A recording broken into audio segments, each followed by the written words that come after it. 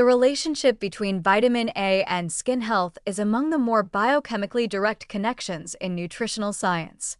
Retinoic acid, the biologically active form of vitamin A, functions as a gene regulator in skin cells, binding to nuclear receptors that control the transcription of genes involved in keratinocyte differentiation, collagen synthesis, sebaceous gland activity, and the orderly replacement of surface cells.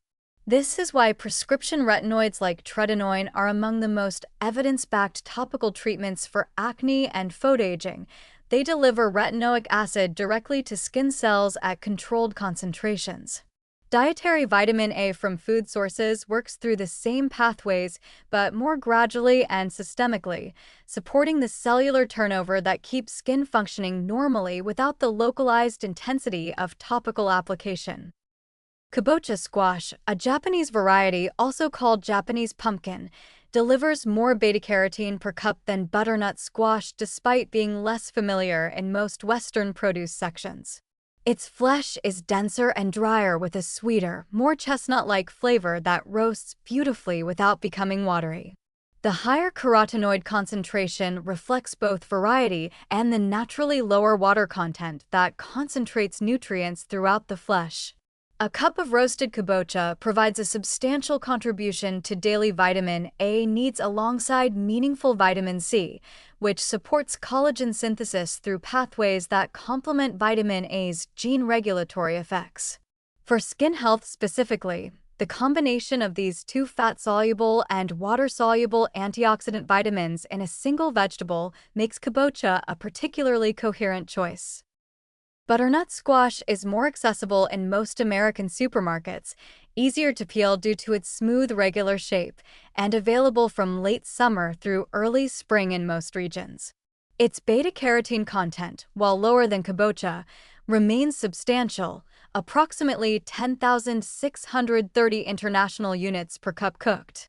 Its wider availability and lower typical price point make it the more practical choice for building a consistent weekly habit around carotenoid-rich eating, even if kabocha edges ahead on the nutrient density comparison.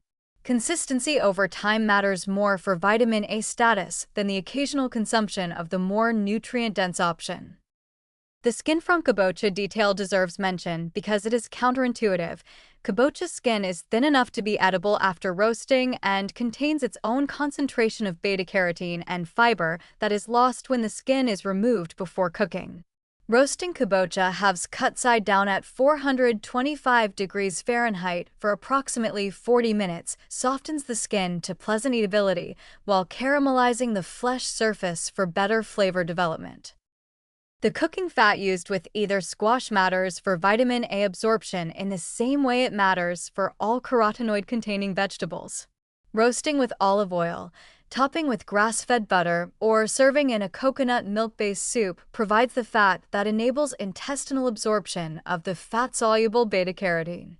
Eating roasted squash as a dry, fat-free preparation is a meaningful lost opportunity from a bioavailability standpoint. Building the fat into the preparation method rather than treating it as optional is the practical takeaway.